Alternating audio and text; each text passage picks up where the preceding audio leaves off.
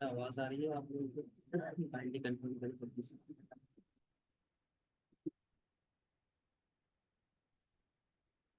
आवाज आ रही है?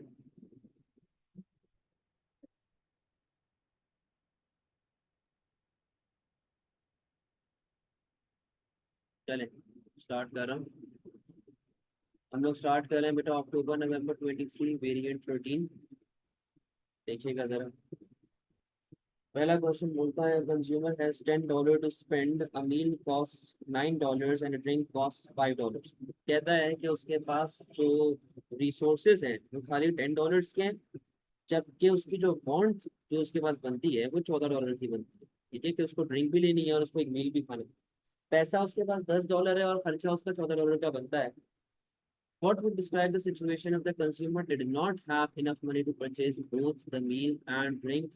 तो बेटा ये बड़ा सिंपल सा कॉन्सेप्ट है कि हमारे पास अनलिमिटेड बॉन्ड्स हैं बट रिसोर्सेज लिमिटेड है, तो ये हमारे पास क्रिएट होती है basic economic problem, that is scarcity. ठीक है, आगे आ जाए। आगे कहता है the diagram shows production possibility curve for a country, the country move from point position next to position Y, what is most likely reason for this change. कहता है कि आप एक्स से उठ के वाई पे जा रहे हैं, तो कहता है ऐसा कब हो सकता है, ऐसा क्यों होगा। पहला ऑप्शन कहता है कि firms have decided to increase investment in technology. बेटा एक बात याद रखिएगा, जब भी इन्वेस्टमेंट आती है तो हमारा किसी राइट पर जाएगा, वो कभी भी मूवमेंट नहीं करेगा। ठीक है, तो ये तो आपका ऑप्शन नहीं बनेगा, काट दो इसको। फिर कहता है new economic resources have been discovered in the country, again बेटा इससे भी वो ऐसा राइट पर जाता है। ठीक है, तो ये भी आपका ऑप्शन नहीं बनेगा। The government has brought the government has brought about an increase in living standard. बेटा कैसे हो सकता है ये ऐसे हो सकता है कि आप खुद देखो, हम लोग पहले कैपिटल गुड इतना बना रहे थे, कंज्यूमर गुड कम बना रहे थे। अब हम लोगों ने कैपिटल गुड कम कर दिया और कंज्यूमर गुड बढ़ा दिया। और आप लोगों को एक बात पहले भी बताई भी है कि जब भी हमारे पास इकोनॉमी में कंज्यूमर गुड बढ़ता है तो लोगों का स्टैंडर्ड ऑफ लिविंग बढ़ना स्टार्ट हो जाता है। तो इसका आंसर हमारे पास बनेगा सी। टीवी पढ़ लेते the government has encourage long term economic growth. बेटा again long term economic growth से ऐसा राइट वर्ड शिफ्ट आता है। सही, आगे आइएगा। Which type of factor of production is railway track. बेटा रेलवे ट्रैक की बात चल रही है, रेलवे ट्रैक यानी कि पटरी। और पटरी जो है वो आपकी एक तरीके से मशीन का काम इस्तेमाल करेगी, जब तक पटरी नहीं होगी ट्रेन नहीं चल पाएगी। तो ये कहाँ पर रिकॉर्ड होगा, कैपिटल में रिकॉर्ड होगा। Which statement must be correct if a market is in disequilibrium. बेटा डिसइक्विलिब्रियम का मतलब होता है demand and supply are not equal. Quantity demand and quantity supply are equal. बेटा इसको तो इक्विलिब्रियम कहते हैं। The government must intervene if anything is to be sold. बेटा गवर्नमेंट का इधर से कोई लिंक ऐसा सच नहीं बैठता, कहता है गवर्नमेंट को इंटरवीन करना पड़ेगा, कोई भी चीज हमें जो है वो सेल करनी है। तो जरूरी नहीं है कि गवर्नमेंट के आने से हमेशा डिसइक्विलिब्रियम ही हो। फिर क्या कहता है जी, there can be no change, there can be no change to demand और सप्लाई। बेटा क्यों नहीं होगा चेंज, आपके पास शिफ्टिंग नहीं होती क्या, डिमांड बढ़ती है कम होती है, सप्लाई बढ़ती है कम होती है। आंसर क्या बचा, देयर इज एक्सेस सप्लाई यानी कि सरप्लस, और देयर इज एक्सेस डिमांड यानी कि शॉर्टेज। ठीक है, आगे आइएगा। 5 कहता है what is a determinant of price elasticity of demand. बेटा प्राइस इलास्टिसिटी ऑफ डिमांड का डिटर्मिनेंट, डिटर्मिनेंट का मतलब क्या होता है, फैक्टर। डिटर्मिनेंट का मतलब क्या होता है, फैक्टर। कौन सा ऐसा फैक्टर है जो कि पीईडी को अफेक्ट करता है। Availability of stock of the product. बेटा ये पीईएस को अफेक्ट करता है, ये पीईडी को अफेक्ट नहीं करता। Change in income of consumer. बेटा ये आपकी नॉर्मल डिमांड को अफेक्ट करता है। ठीक है, ये नॉर्मल डिमांड को अफेक्ट करता है। डिग्री ऑफ नेसेसिटी, ये आप लोगों ने फैक्टर अफेक्टिंग पीईडी में पढ़ा हुआ है।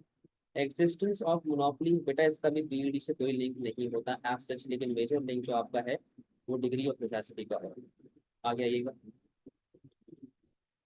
व्हाट कुड कॉज सप्लाई का for an agricultural product to shift to right. Shift to right का मतलब होता है कि आपकी सप्लाई जो है बेटा वो इंक्रीज हो रही है, आपकी सप्लाई इंक्रीज हो रही है।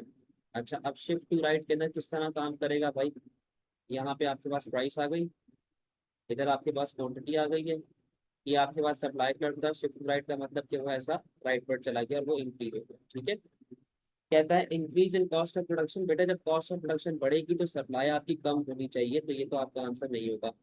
Increase in price substitutes. बेटा इससे आपकी डिमांड इंक्रीज होती है, याद करें अगर कोक की प्राइस बढ़ेगी तो पेप्सी की डिमांड बढ़ जाएगी।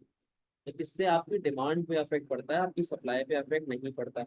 Increase in the price of good, बेटा इससे आपके पास मूवमेंट आती है। देखो ये सप्लाई कर्व है, अगर प्राइस बढ़ रही है तो इसकी वजह से आपके पास मूवमेंट आती है, ठीक है, शिफ्ट नहीं आता इससे। तो आंसर क्या बचा, increase in productivity of farms, बेटा फार्म्स की प्रोडक्टिविटी बढ़ गई जिससे वो राइटवर्ड शिफ्ट कर रहा है।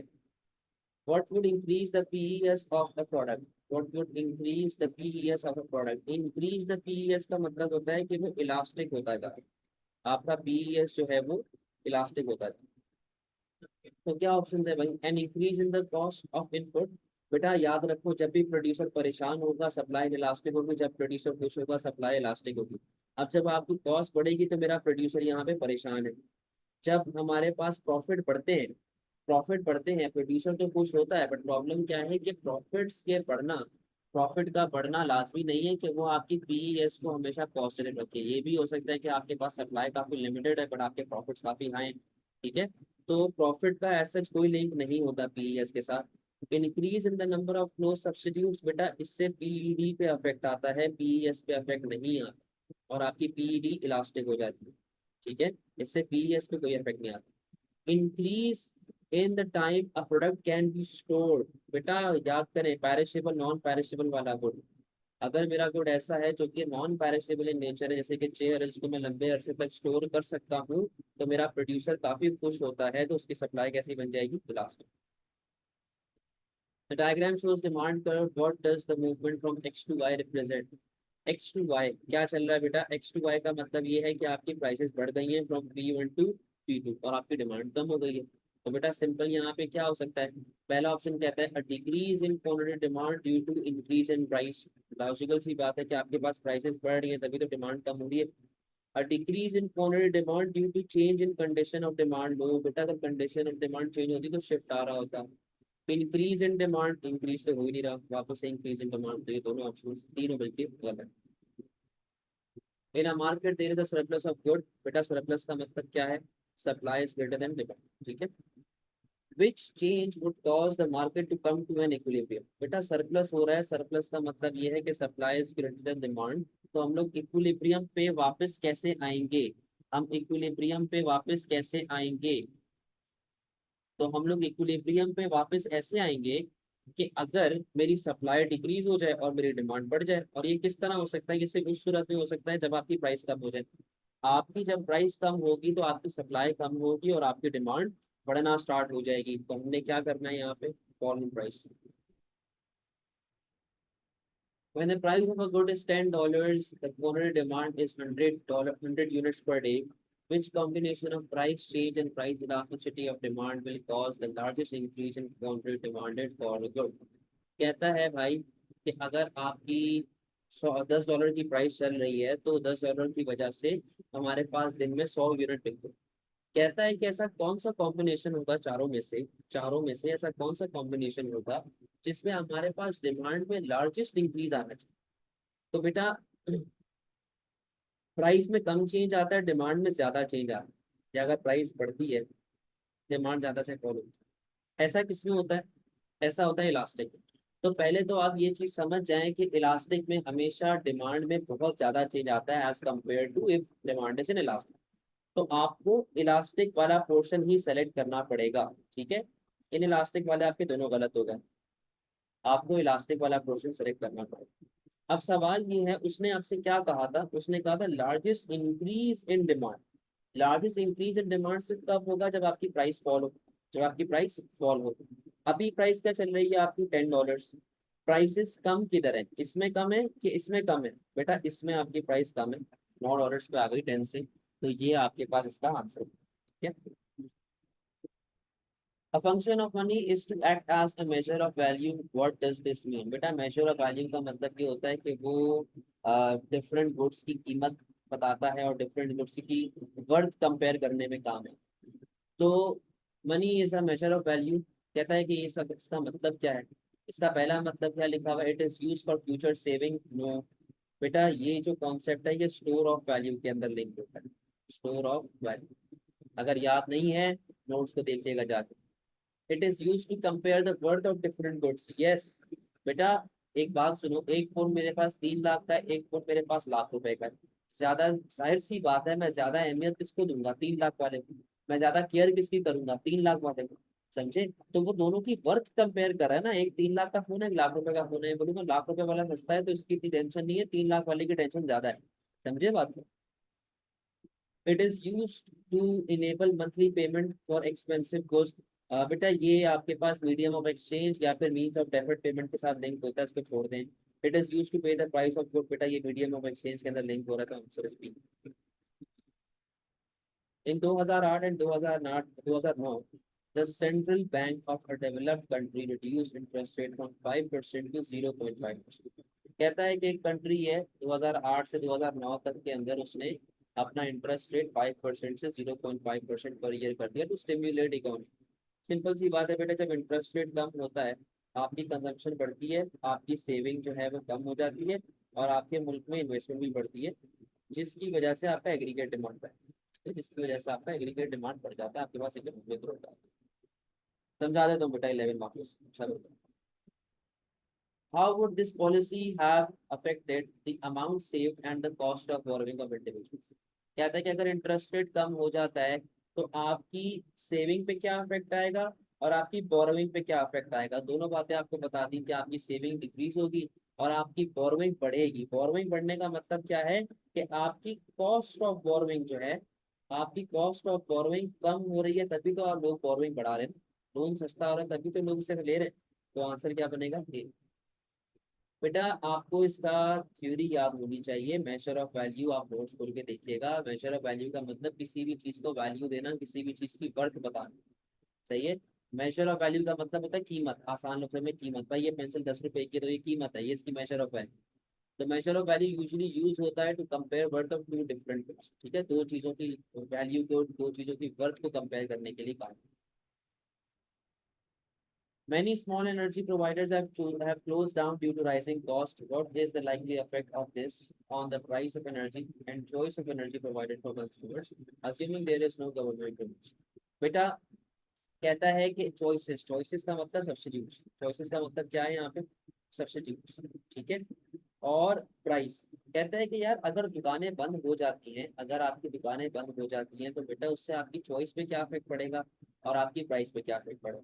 लॉजिकल सी बात है, अगर दुकानें बंद हो जाती हैं तो आपकी सब्सिट्यूट्स तो कम हो जाएंगे, आपके चॉइसेस तो कम हो जाएगी। आंसर आपका ए और सी, इन दोनों में से कोई एक। ठीक है, ये दो आपके आंसर नहीं हो सकते क्योंकि यहाँ पे इंक्रीज की बात है चॉइसेस।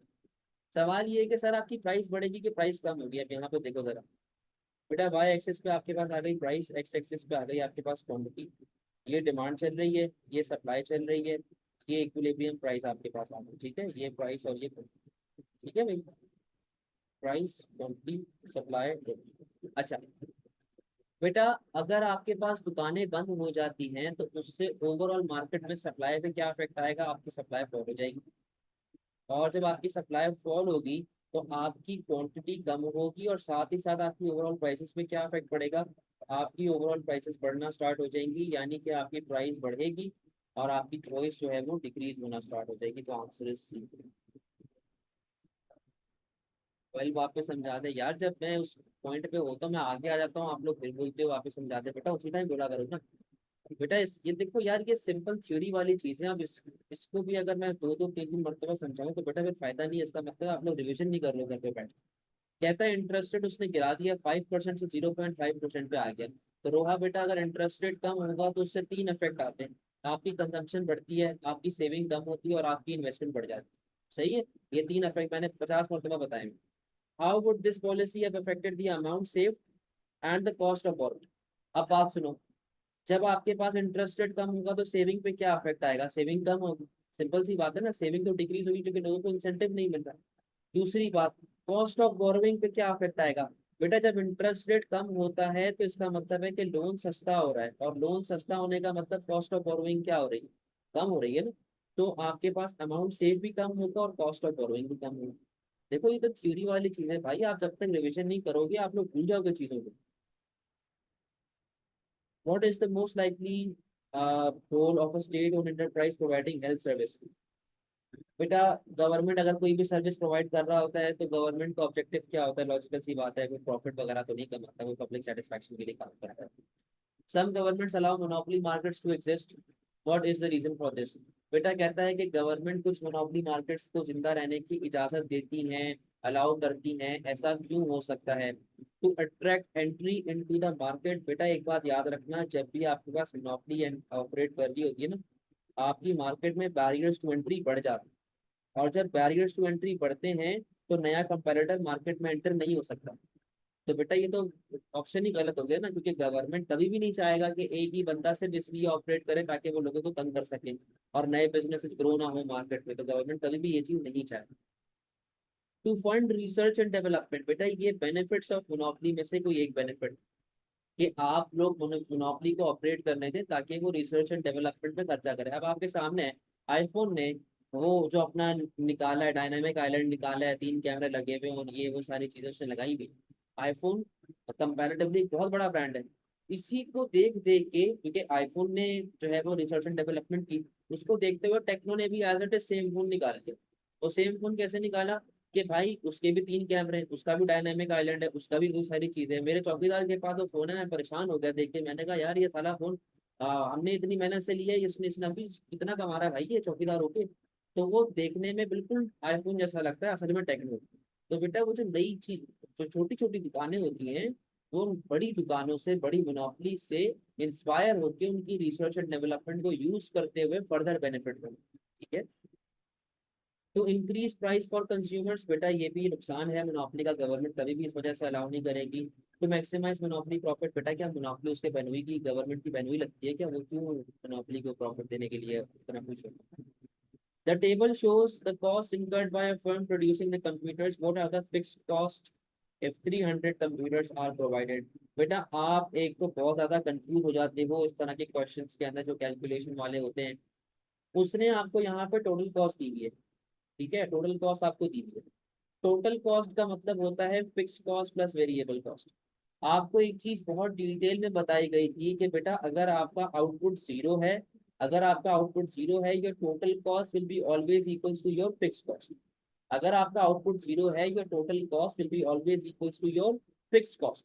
अब वो मुझे कहता है कि यार मुझे जरा फिक्स कॉस्ट कैलकुलेट करके दो कि 3,000 यूनिट पे कितनी फिक्स कॉस्ट आ रही है। बेटा ये देखो, ये सारी आपके पास टोटल कॉस्ट के मैंने जीरो आउटपुट पे, 1 पे, 2 पे, 3 पे, कितनी कॉस्ट ऐसी है जो आपको जीरो आउटपुट पे पड़ रही है? बेटा जीरो आउटपुट पे आपको 20,000 पर। तो this is your answer, simple. 20,000 की आपको फिक्स कॉस्ट पड़। अब जब मैं फर्स्ट पे, 2 पे, 3 पे जाऊंगा ना, जब मैं 1 2 3 पे जाऊंगा, बेटा ये आपकी वेरिएबल कॉस्ट इसमें ऐड होती जा रही है, जो कि फर्दर आपकी कॉस्ट को बढ़ा रहा है। सही है। 17 कहता है government increases its revenue by higher direct taxation of both personal income and company profit.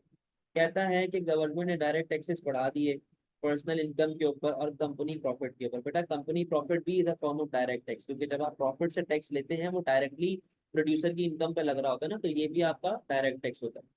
What is most likely to be the reason for this increase? कहता है कि भाई ये इंक्रीज होने का सबसे बड़ा रीजन क्या हो सकता है? पहला कहता है, पहला कहता है to control spending on specific consumer good. कहता है कि मैं स्पेसिफिक कंज्यूमर गुड पे स्पेंडिंग को रोकना चाहता हूँ। बेटा आप स्पेसिफिक कंज्यूमर गुड पे अगर कुछ कंज्यूमर्स को कुछ खर्चे रोकने चाहते हैं स्पेसिफिक कंज्यूमर गुड पे, तो उन स्पेसिफिक कंज्यूमर गुड पे इनडायरेक्ट टैक्स लगा दो। उन स्पेसिफिक कंज्यूमर टैक्स पे भाई इनडायरेक्ट टैक्स लगा दो। तुम क्यों पूरी पूरी इनकम गिरा रहे हो लोगों की, प्रॉफिट्स गिरा रहे हो लोगों का? भाई सिंपल है ना। भाई अगर मैं चाहता हूँ कि ये पेंसिल ना बिके, तो सिर्फ इस पेंसिल पे टैक्स लगाओ ना, पूरी इनकम पे क्यों टैक्स लगा रहे हो? समझे? To encourage business investment. बेटा अगर आप बिजनेस इन्वेस्टमेंट को इनकरेज करने जा रहे हैं और ऊपर आप कहते हैं कि मैंने प्रॉफिट्स के ऊपर भी टैक्स लगा दिया, आप पागल तो नहीं है कि आप उल्टी बात कर रहे हैं दोनों जगह? To provide public and merit good. बेटा गवर्नमेंट ने दोनों पे टैक्सेस लगाता है ताकि उसका टैक्स रेवेन्यू बढ़ सके और वो फिर पब्लिक और मेरिट गुड प्रोवाइड कर सके। तो ये इसका लाइवली ऑब्जेक्टिव होगा यहाँ पे। To reduce pollution from industrial production. तो भाई सिर्फ इंडस्ट्री पे लगाओ ना, पर्सनल इनकम पे क्यों लगा रहे हो? ये सिर्फ कंपनी पे लगाओ। सही है। और अगर कंपनी पे भी लगाना है, ये वाला जो आपके पास इंडस्ट्रियल प्रोडक्शन का पोल्यूशन रोकता है ना, ये लगता है इनडायरेक्ट टैक्सेस पे।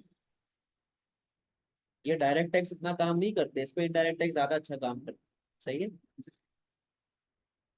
Income tax in a country gives all individuals an initial tax free allowance Any income above this allowance is taxed at increasing rate as the income of individual rises. Which change to this income tax will be regressive. कहता है भाई, कहता है कि यार इस तरह समझो कि ईयरली अगर आप ईयरली 100 रुपए कमाते हो ना, अगर आपकी इनकम ईयरली 100 रुपए या 100 रुपए से कम है, मुझे कोई टैक्स नहीं चाहिए, मुझे कोई टैक्स नहीं चाहिए, रहने दो। लेकिन जैसे ही आपकी इनकम 101 रुपया हुई, जैसे ही आपकी इनकम साल की 101 रुपया हुई, और वो फिर इस तरीके से बढ़ती जा रही है, जैसे ही आपकी इनकम 100 रुपए से बढ़ती जा रही है, ठीक है, वैसे वैसे हम आपके टैक्स की परसेंटेज भी क्या करते रहेंगे, बढ़ाते रहेंगे। यानी कि जब तक आप 100 रुपए कमा रहे हो, आपको कोई टैक्स पे नहीं करना। जहां आपकी इनकम 100 रुपए से एक्सीड करी, हम आपसे टैक्सेस चार्ज करना शुरू कर देंगे, और आपकी इनकम लेवल के हिसाब से हम लोग टैक्सेस लेते रहेंगे, यानी कि प्रोग्रेसिव टैक्सेस लगा देंगे। Which change to this income will be regressive.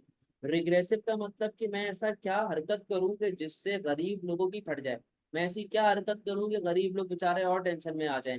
तो बेटा उसका सिंपल सा मतलब ये है कि अब एक बात सुनो। अब एक बंदा है जो गरीब है, एक बंदा है जो गरीब है, जो 100 रुपया साल का कमाता है, उसको 100 रुपए पे कोई टैक्स नहीं पे करना, तो बड़ा खुश है। अगर मैं ये टैक्स फ्री अलाउंस कर दूं 60, कि भाई जहां तक 60 अगर आप कमाते हैं 60 तक ठीक है, जैसे ही 60 से एक्सीड किया मैं आपसे टैक्स देना स्टार्ट कर दूंगा, तो बेटा गरीब की तो फट गई है नहीं। समझे बात को, तो हमें तो गरीब की बजानी है यहाँ।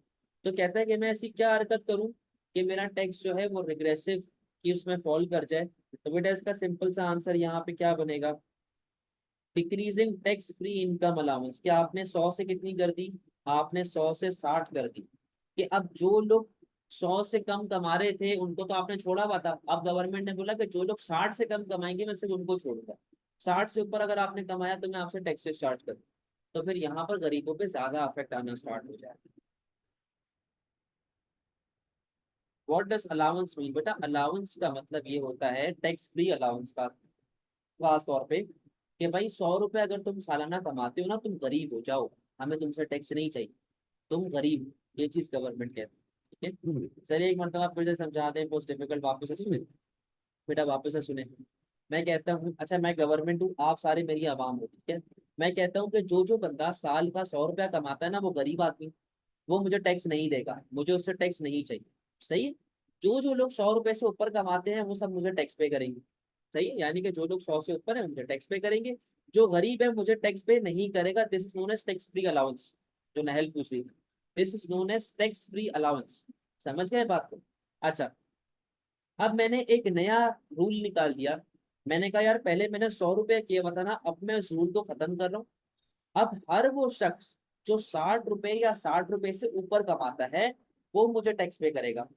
और अगर आपकी इनकम 60 रुपए या उससे कम है तो आप गरीब हो, मुझे आपसे टैक्स नहीं चाहिए। तो बेटा मैंने यहाँ पे क्या किया है, मैंने यहाँ पर अपने टैक्स फ्री अलाउंस को क्या कर दिया है, कम कर दिया है। मैंने टैक्स फ्री अलाउंस को क्या कर दिया है भाई, कम कर दिया है। तो अब वो कह रहा है कि यार एक बात बताओ, ऐसा कौन सा इनमें से आंसर होगा जिससे गरीबों पे इम्पैक्ट ज्यादा है। पहले मैंने क्या कहा था कि हर बंदा जो 100 रुपए कमाता है वो गरीब है। अब मैं कह रहा हूँ हर बंदा जो 60 रुपए कमाता है वो गरीब है। तो एग्जामिनर ये पूछ रहा है कि मुझे ये बताओ कि तुम ऐसी क्या हरकत करोगे जिससे गरीबों पे इम्पैक्ट ज्यादा है। अब देखो यहाँ पे क्या लिखा हुआ है, decreasing the lowest rate of tax. यानी कि अगर मैं इसकी बात करूँ कि अभी भी 100 रुपया ही चल रहा है, तो मैं आपके ऊपर हर वो बंदा जो 100 रुपया उससे ज्यादा कमाता है मैं उसमें बहुत कम टैक्स लगा।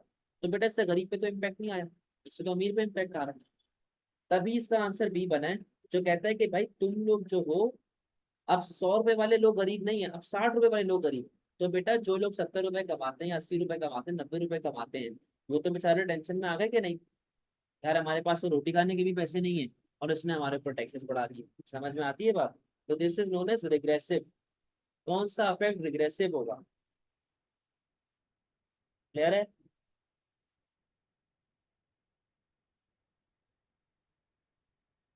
आगे, a government lowers the rate of interest, who is most likely to be disadvantaged by this policy।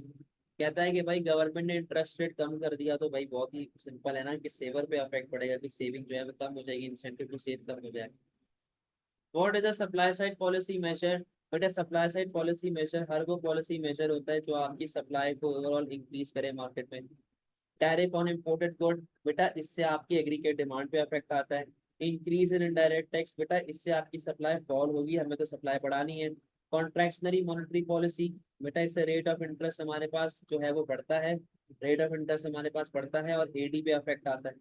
Removal of barriers to entry to a market, yes, के मार्केट में और सप्लायर एंटर होना स्टार्ट करेंगे। What is the most likely consequence of economic growth, economic growth होने से सबसे बड़ी problem क्या होती है? More equal distribution of income, बेटा ये तो अच्छी बात है। More use of resources, yes बेटा, depletion of resources, exhaustion of resources, ये एक प्रॉब्लम होता है इकोनॉमिक ग्रोथ का। रिड्यूस इम्पोर्ट, बेटा ये भी उनके लिए अच्छी बात है। रिड्यूस टैक्स रेवेन्यू, बेटा ये गवर्नमेंट के लिए एक तरीके से प्रॉब्लम क्रिएट करता है, ठीक है, कि आपके पास टैक्स रेवेन्यू, लेकिन यहाँ पे उसने क्या लिखा हुआ है, इकोनॉमिक ग्रोथ, बेटा इकोनॉमिक ग्रोथ में टैक्स रेवेन्यू बढ़ता है, इकोनॉमिक ग्रोथ में टैक्स रेवेन्यू बढ़ता है, टैक्स रेवेन्यू कम कैसे हो सकता है? गलत answer. In high income economy, cereal farming is highly productive, but few workers are employed. What could have caused this employment situation? कहता है हाई इनकम इकोनॉमी में सीरियल फार्मिंग जो है वो बहुत ज्यादा प्रोडक्टिव है, बट बहुत कम लोग यहाँ पे काम करते हैं। What could have caused this employment situation? कहता है ऐसी क्या चीज हुई होगी जिसने ये employment situation क्रिएट की होगी? तो पहला कहता है a fall in world demand for cereals. बेटा अगर वर्ल्ड डिमांड फॉर सीरियल्स कम होती तो आप प्रोडक्टिव क्यों होते हैं? आप तो अपनी प्रोडक्टिविटी भी गिरा देते, ठीक है, आप अपनी प्रोडक्टिविटी भी गिरा देते। Lack of capital equipment, again बेटा उसने आपको जब यहाँ पे लिख के दिया हुआ है आप हाई प्रोडक्टिव है तो कैपिटल इक्विपमेंट कम कैसे हो सकता है? इंक्रीज मैकेनाइजेशन ऑफ एग्रीकल्चर, कहता है कि यार आपके पास वर्कर्स कम हैं उसके बावजूद आपकी प्रोडक्टिविटी ज्यादा है, इसका मतलब है कि you are using machines, you are using machines, तभी तो प्रोडक्टिविटी आपकी ज्यादा है।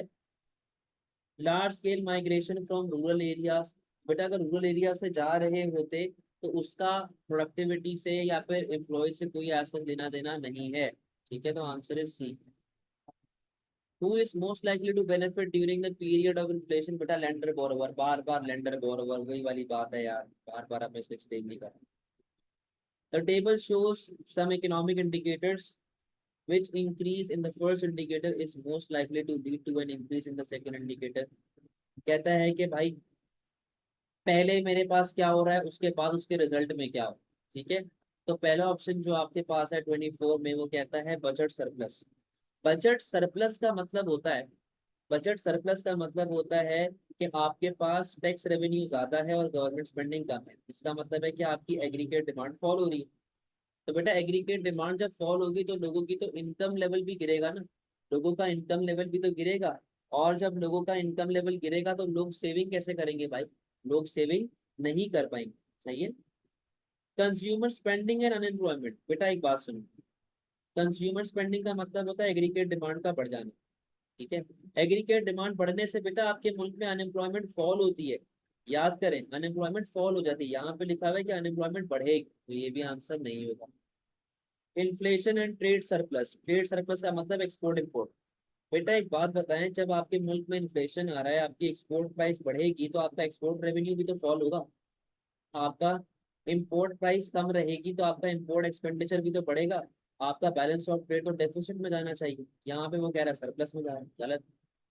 प्रोडक्टिविटी बढ़ेगी तो लिविंग स्टैंडर्ड बढ़ेगा, प्रोडक्टिविटी बढ़ेगी तो बेटा स्टैंडर्ड ऑफ लिविंग भी बढ़ेगा, यस, ये आपका पॉसिबल आंसर है कि जब आउटपुट बढ़ेगा जीडीपी बढ़ेगा तो आपका एसओएल भी बढ़ेगा, सही। Which combination would be most likely to increase the population of a country, कहता है कौन सा कॉम्बिनेशन आपकी पॉपुलेशन को बढ़ाएगा, आपकी आबादी को बढ़ाएगा? बेटा अगर आपके मुल्क में बर्थ रेट बढ़ जाए, अगर आपके मुल्क में बच्चे ज्यादा पैदा हो रहे हैं तो उससे आपकी आबादी बढ़ेगी, अगर आपके मुल्क में बाबे कम मर रहे हैं तो उससे आपकी जो है वो पॉपुलेशन बढ़ेगी। नेट इमिग्रेशन, आय वाला इमिग्रेशन, यानी कि बाहर से बंदा उठ के आपके मुल्क में काम करने आ रहा है, तो यस अगर तो ये बढ़ता है तो आपके पास पॉपुलेशन बढ़ेगी, तो आंसर क्या बन रहा है यहाँ पे? How is standard of living measured, बेटा स्टैंडर्ड ऑफ लिविंग मेजर्ड आपका एचडीआई से होता है, आपका जीडीपी पर कैपिटा से होता है। आगे आओ। Which economic consequences is most likely to result from an increasing proportion of the population being over the age of 65? कहता है कि यार कौन सा ऐसा इकोनॉमिक कॉन्सिक्वेंस है जो आपके पास होता है अगर आपकी पॉपुलेशन बढ़ जाए और अगर आपकी जो पॉपुलेशन बढ़ रही है वो सारे 65 साल से ऊपर के, 65 ईयर्स ऑफ एज से ऊपर के हैं, तो आपके पास क्या प्रॉब्लम्स आती है? तो बेटा यहाँ पे देखिएगा, government transfer payment will increase. बेटा जब बापे ज्यादा होंगे आपके मुल्क में, उन सबको पेंशन देना पड़ेगी, और जब उनको पेंशन देनी पड़ेगी तो बेटा pension is a part of transfer payment. तो ये आपके पास पॉसिबल आंसर हो सकता है। More facilities will be needed to retrain worker. अबे बुड्ढों को क्या रीट्रेन कराओगे? मलकुल मौत से लड़ने का तरीका सिखाएंगे क्या उनको? क्या रीट्रेन करेंगे? उनकी तो उम्र ही खत्म हो गई है पूरी, उनको क्या रीट्रेन देनी है आपने? The total saving in the economy will increase. बेटा बाबा लोग सेविंग नहीं करते, बाबा लोग के पास पैसे ही नहीं होते, वो कहाँ से सेविंग करेंगे? There will be a rise in the economic growth rate. बाबा लोग बैठा हुआ है भाई, बाबा लोग या तो सोते हैं, या तो खांसते हैं, या फिर वो जो है वो अपने दोस्त यारों में बैठ जाते हैं, जो बुड्ढों की एक बैठक बन जाती है आलमगीर चाय के ढाबे पे। वो इकोनॉमिक ग्रोथ में आपको राइज नहीं करते भाई, छोड़ दें इसको। Answer is A. What is most likely to encourage international specialisation? International specialisation किस तरीके से आपके पास इनकरेज होगी? Similarities in climate in different countries. बेटा क्लाइमेट का एक जैसा होना, इससे आपकी जो है वो स्पेशलाइजेशन में कोई फर्क नहीं पड़ता, अजीब सी बात कर रहे हैं। The ability to produce products more cheaply than the other country। बेटा याद करें, absolute and comparative advantage। Discovery of oil in a country that had no oil before। बेटा इससे आपका पीपीसी बढ़ेगा, बट इससे आपको स्पेशलाइजेशन नहीं मिलता। Very high international transport cost. बेटा इससे भी स्पेशलाइजेशन पे आज सच कोई इफेक्ट नहीं पड़ता। Country X established free trade agreement with other nations। What would be the intended benefit of such agreements to country X? कहता है कि हमने फ्री ट्रेड जो है वो अग्रीमेंट साइन कर लिया है कुछ कंट्रीज के साथ, तो कंट्री एक्स को इससे क्या बेनिफिट मिलेगा? तो पहला कहता है इंक्रीज लेबर शॉर्टेज। तो बेटा ये तो परेशानी है ना आपके लिए। Increase tariff revenue. अभी उसने कहा कि आप फ्री ट्रेड कर चुके हैं और अभी आप कह रहे हैं कि टैरिफ रेवेन्यू आपको मिलेगा। More efficient allocation of resources. More efficient allocation of resources, yes बेटा ये आपके पास हो सकता है। Protection from low wage competition. Protection from low wage competition. बेटा लो वेज कंपटीशन का अगेन उससे क्या फर्क पड़ेगा? अगर मेरे पास फ्री ट्रेड हो रहा है तो उससे तो मेरे लोकल मुल्क में तो वही इंप्लॉयमेंट लेवल का हिसाब किताब रहेगा ना जो है। उल्टा बल्कि सप्लाई बढ़ जाएगी, supply of worker and demand of workers. A country's foreign exchange rate appreciates significantly, which group in the country will directly benefit from this change? Appreciate होने का मतलब है वैल्यू ऑफ करेंसी बढ़ रही। कौन सा ग्रुप इससे बेनिफिट उठाएगा? तो कहता है भाई, कहता है government department which only buys locally made good. बेटा अगर एप्रिसिएशन आपके पास हो रही है ना, तो आपको जो बेनिफिट मिलेगा वो आपको इंटरनेशनल ट्रेड से मिलेगा। सही है। तो ये कहता है कि government department which only buys local made good, तो उससे क्या फर्क पड़ रहा है? आपको एप्रिसिएशन का बेनिफिट थोड़ी है, ये तो लोकल का एग्रीगेट डिमांड बढ़ाएगा। फिर कहता है retailers who get all their supplies from foreign producers। yes, क्योंकि अगर पाकिस्तान का एक्सचेंज रेट बढ़ जाता है तो Pakistan will have to pay lower amount than before, जिससे पाकिस्तानी प्रोड्यूसर को सस्ती supply of goods and services and raw material मिलेगा। Worker in local companies that compete with foreign firms in the local market। बेटा जो लोग फॉरेन फर्म्स में compete करते हैं ना, उनके लिए ड्रॉबैक है, क्योंकि अगर उनकी करेंसी अप्रिशिएट होती है तो उनकी गुड महंगे हो जाते हैं, तो ये उनके लिए नुकसान है, बेनिफिट नहीं है। Worker in local company that sell only foreign countries, that sell in only foreign countries, again बेटा उनके लिए भी नुकसान है, क्योंकि हमारी करेंसी की वैल्यू बढ़ी और आप बाहर मुल्क बेच रहे हो, तो आपके लिए प्रॉब्लम हो सकती है। What is measured in secondary income balance in a countries current account of the balance of payment? बेटा आपके पास जो है वो कौन सी कंट्री के जो क्या कहते हैं नेट ट्रांसफर में, या फिर आपके पास सेकेंडरी इनकम में क्या चीज आपके पास ऐड हो रही होती है? Net contributions to international and regional organizations, net exports of goods and services, net foreign investment flows, net inflow of income of factor of production abroad। बेटा ये trade in good and trade in service के अंदर आता है, यानी कि balance of trade. Net foreign investment, ये बेटा आपके पास इन्वेस्टमेंट अकाउंट में आता है, फाइनेंशियल में। नेट इनफ्लो ऑफ इनकम, बेटा ये नेट इनकम में आता है, तो आंसर आपके पास बचा। ठीक है भाई।